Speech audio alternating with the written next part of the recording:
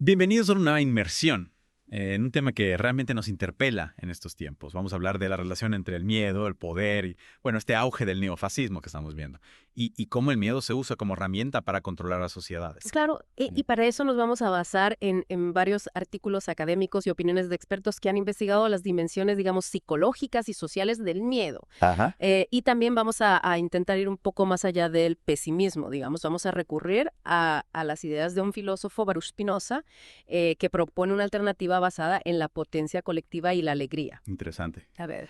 Empecemos por lo básico. ¿Qué es el neofascismo? Porque la palabra se usa mucho últimamente, pero ¿a qué nos referimos exactamente? Sí, tenés razón. Es una palabra que se ha vuelto bastante común, ¿no?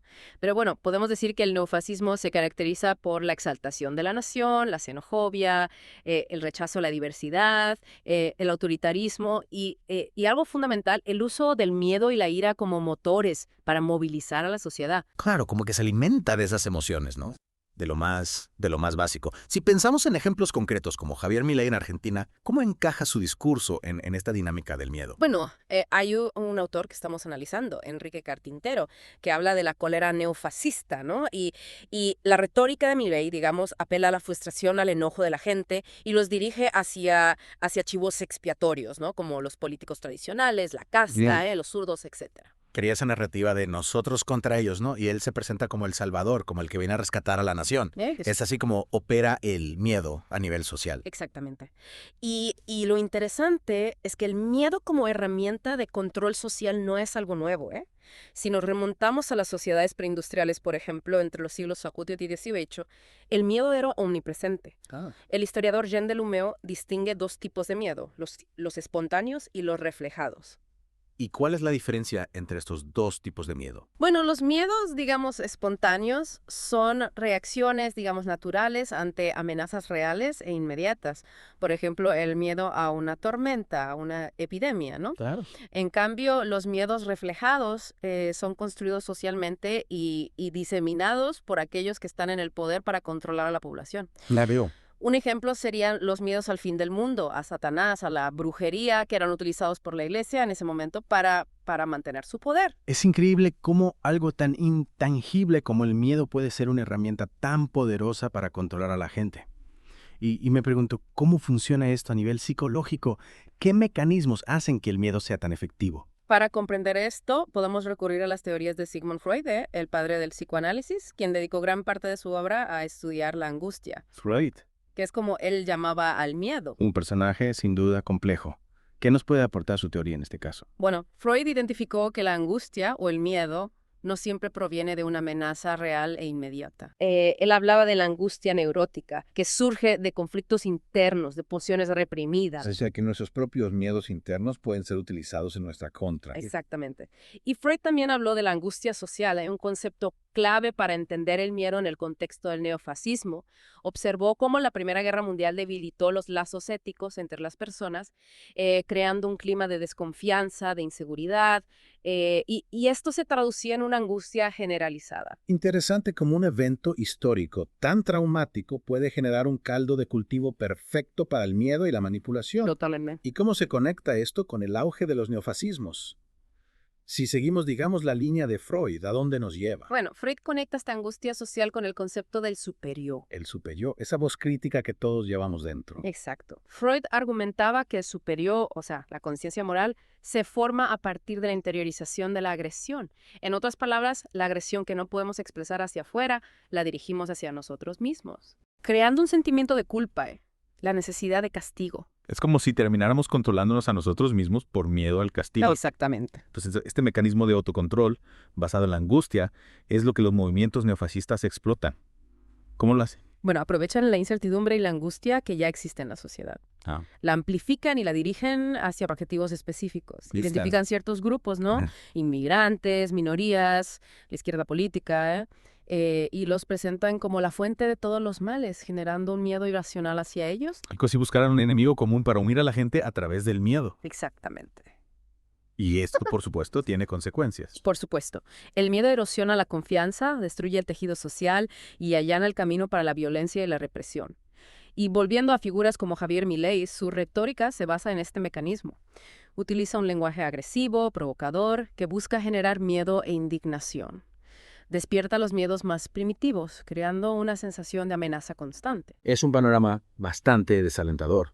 ¿Hay alguna alternativa a esta dinámica del miedo? ¿Podemos escapar de este círculo vicioso? Sí, por supuesto que hay alternativas, no estamos condenados a vivir con miedo.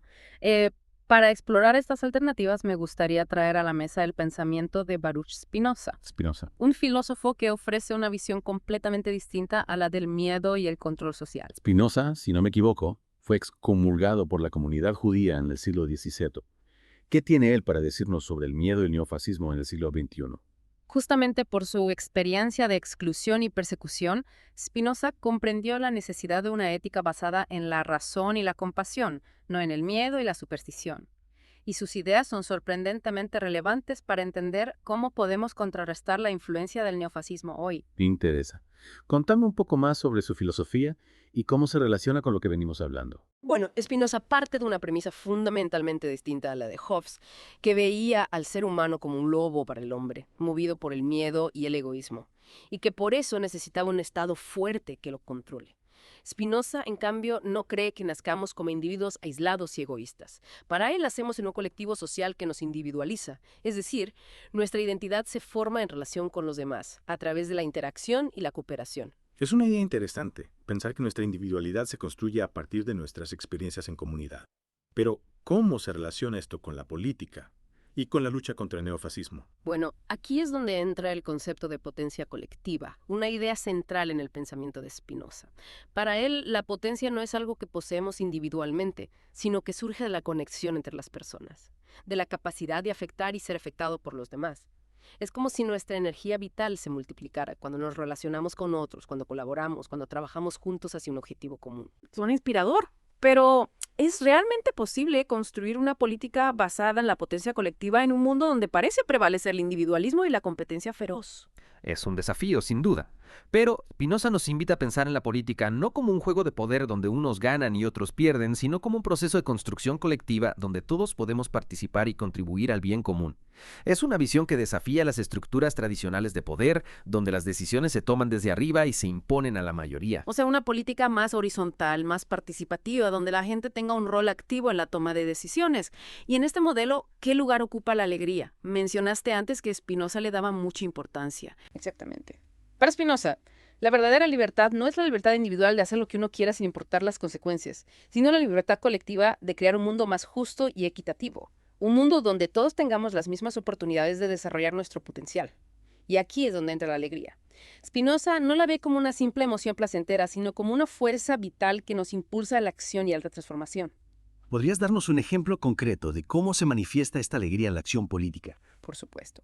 Imagínate un grupo de vecinos que se organiza para mejorar su barrio. No lo hacen por obligación ni por miedo, sino por el placer de trabajar juntos, de crear algo nuevo, de mejorar la vida de su comunidad. Esa alegría, esa energía compartida es lo que Spinoza llama potencia colectiva. Y es mucho más poderosa que cualquier miedo que los neofascistas puedan intentar sembrar. Me gusta esa imagen, esa idea de que la alegría puede ser una fuerza transformadora. Pero siendo realistas, ¿cómo podemos cultivar esa alegría en un mundo que a menudo parece estar dominado por la tristeza, la violencia y la desesperanza? No es fácil, es cierto.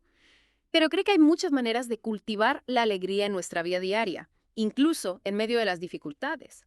Podemos encontrarla en las pequeñas cosas, en la naturaleza, en el arte, en la música, en la compañía de nuestros seres queridos.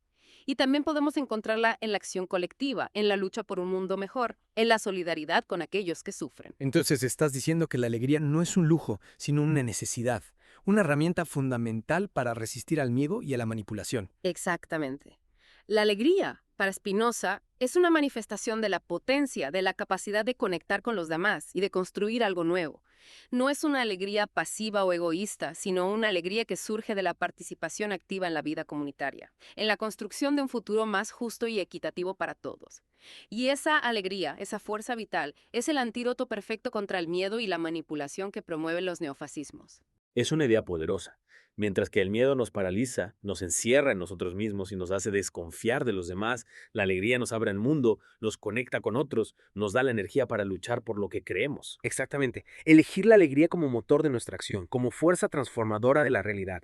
Vivimos en un mundo donde el miedo y la división son moneda corriente, pero si queremos construir un futuro diferente, un futuro más justo y equitativo, tenemos que atrevernos a elegir la alegría, a conectarnos con otros, a creer en la potencia colectiva. Y en este contexto, ¿cómo podemos aplicar las ideas de Spinoza para contrarrestar la influencia del neofascismo y su cólera, como la denomina Enrique Carpintero? ¿Cómo podemos pasar de la teoría a la práctica? Bueno, es cierto que aplicar la filosofía a la vida real a veces es complicado. Si pensamos en las ideas de Spinoza, ¿cómo las traducimos en acciones concretas para luchar contra el neofascismo? ¿Cómo pasamos de la teoría a la práctica? Claro, ¿cómo podemos, como individuos y como sociedad, hacer que estas ideas se conviertan en algo real? Para empezar, es fundamental entender que el miedo, aunque es una emoción poderosa, no nos controla por completo. Tenemos la capacidad de analizar, de cuestionar y de elegir cómo responder a lo que nos pasa. No somos títeres de nuestras O emociones. sea, no se trata de negar el miedo, sino de entenderlo, de saber de dónde viene, cómo funciona y buscar la forma de transformarlo en algo positivo. Exacto. Y una de las herramientas más poderosas que tenemos para eso es el conocimiento. Cuanto más sabemos sobre cómo funciona el miedo, cómo se usa para manipularnos, más difícil será que caigamos en sus trampas. Conocimiento como forma de empoderamiento, como una especie de vacuna contra la manipulación. Exactamente. Pero ¿a qué tipo de conocimiento te referís? Me refiero a un conocimiento integral que abarque tanto lo intelectual como lo emocional. Por un lado, necesitamos entender los mecanismos del miedo a nivel social y político, cómo se construyen los discursos de odio, cómo se propagan las fake news, cómo se usan los medios de comunicación para generar pánico y división. Informarnos, analizar críticamente la información que recibimos, investigar las fuentes, contrastar diferentes perspectivas. Todo eso nos ayuda a protegernos de la manipulación. Exacto.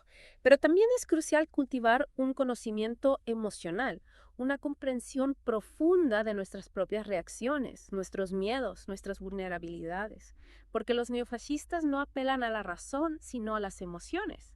Y si no somos conscientes de nuestras propias emociones, somos más propensos a dejarnos llevar por la ola del miedo y la ira. Claro, la importancia del autoconocimiento, de la introspección, de prestar atención a lo que sentimos, a lo que nos da miedo, a lo que nos hace reaccionar impulsivamente. Precisamente, al conocernos mejor a nosotros mismos, podemos identificar nuestras propias zonas de riesgo, por así decirlo.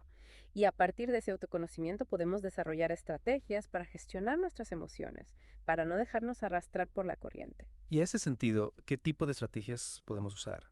¿Hay herramientas concretas que nos puedan ayudar a manejar el miedo y la ansiedad? Claro que sí. Hay muchas herramientas que nos pueden ayudar a fortalecer nuestra resiliencia emocional.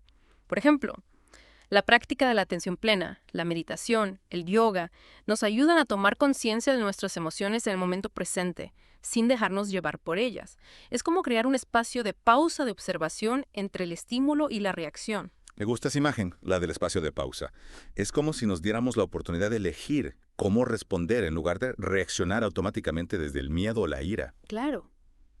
Pero más allá del trabajo individual, ¿qué podemos hacer a nivel colectivo para contrarrestar la influencia del neofascismo?